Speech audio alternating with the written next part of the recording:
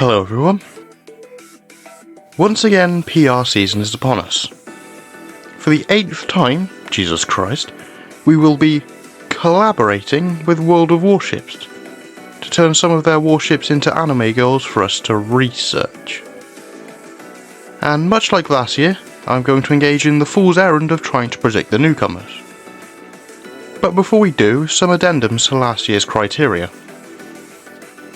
As this is a World of Warships collab, they must come from that game and be ahistorical in some way. They wouldn't make sense to be here otherwise. That can mean a genuine paper ship like Montana, one of Wargaming's strange kitbashes like Republique, or be real but with an ahistorical armament like FDR or Halford. The 2 decisive 3 priority lineup is still in place, but how each wave biases has been shaken up. Previously it was 4 versus 1, alternating in favour between Axis and Allies. But last year this was broken. That being said, I do think A bias is still in effect, just more 3v2 instead. But who knows, maybe they're just doing whatever they want now instead of conforming to perceived patterns that may not be there. Also, dual tier 10s now. That gives me so many more options. Alright, with that out of the way, let's get started. This time around we don't have one already teased, so it's a little bit harder. That being said, my first pick is Manfred von Richthofen, a German aircraft carrier. There's a couple reasons for this. Ironblood sat out last year for the first time ever, and they're 3 for 3 on getting DRs in even-numbered waves. It's not that they deserve it, per se, but I feel like it's a safe choice. Another big one is that we actually get 6 pieces of gear per wave, despite only getting 5 ships. It's a remnant of the old days, but it means there's a group of about 8 or so, in this case, ships, that have to get one of them picked at least once per wave, and these carriers are a part of that. The more cynical reason is that WoWs has some big CV plane thing rework coming up, and they might want to try and advertise it through the collab. People love German World War II equipment, and this would be a good way to get them to try the rework.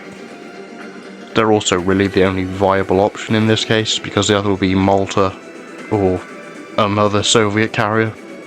Both of those seem pretty unlikely. Besides, it's not like a DR being a repeat of last wave's hull type is uncommon. I'd imagine she'd be kinda like Shinano, high HP and heavily armoured, but with a focus towards dive bombers and fighters. Alongside herself, she'd bring her planes as well. The ME-155G and the TA-152C. The 155 would have to be gold, since we just got a rainbow fighter last wave, but the 152 could very well be rainbow.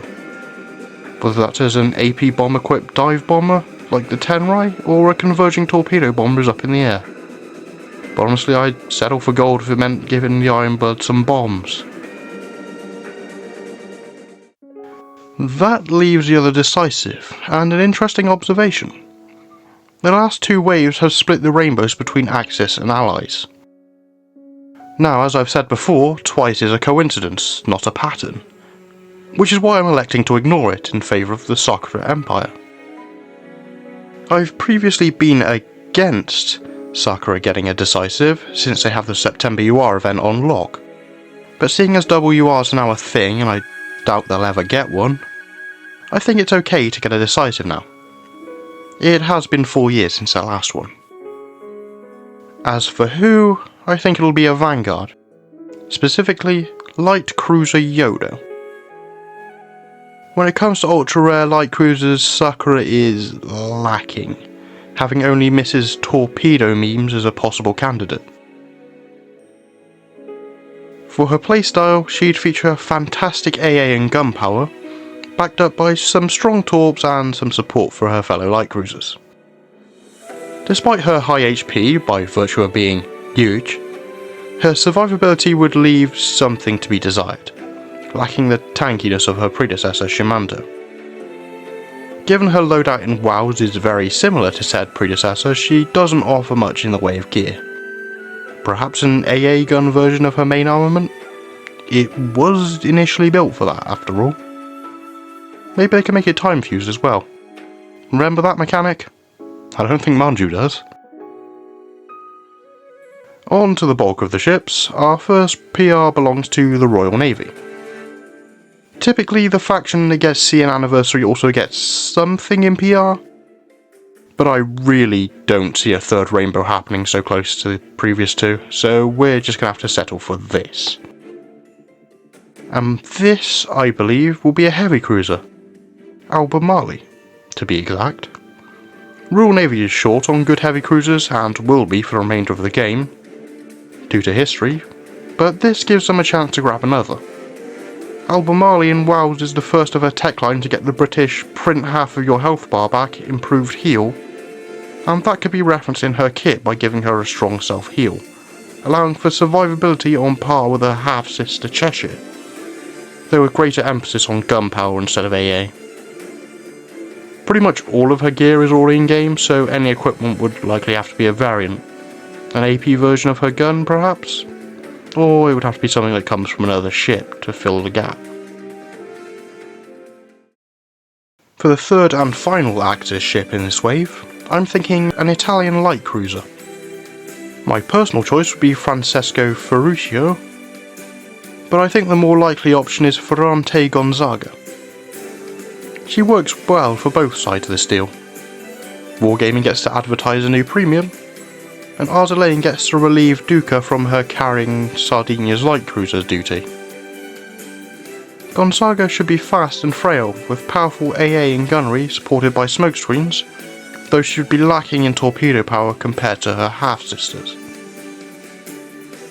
She notably has two potential pieces of equipment to bring. The first is her main guns, the triple 135mm found as secondaries on the Andrea Doria class. These can either be fast-firing low-damage light cruiser guns, or strong but slow destroyer weapons instead. This wouldn't be the first time a historical gun was added through PR. The other is her twin 65mm AA guns, which would just be a straight upgrade to the single one we have now. For the final ship, I'm bringing back one I put forward last year, Sun Yat-sen. Initially I had her down as a decisive, but I wasn't really happy with predicting a third battleship in a row for the second year running, so I downtiered her. Dragon Emperor's backline remains lacking. The DDGs work better as vanguards, and their native backliners, while definitely solid, are not as good compared to other factions' SR options. Nothing exceptionally fancy here, just a really good tanky battleship. The neat thing about her is that all of her equipment can be added, since Dragon Emperor has little in the way of gear, and despite it all being Soviet origin, it would fall under Dragon Emperor in-game. I would expect either her 457mm main guns, likely that are slow to reload but hard-hitting gold, or her twin dual-purpose 152mm secondaries as a general-use light cruiser gun for China. That's my lot, but before I go, here's some others that I had considered. A DR for Eagle Union, Puerto Rico. I didn't want to do battleships, and Austin would have treaded on Sandy and a future Worcester's toes, so this seemed like the best choice.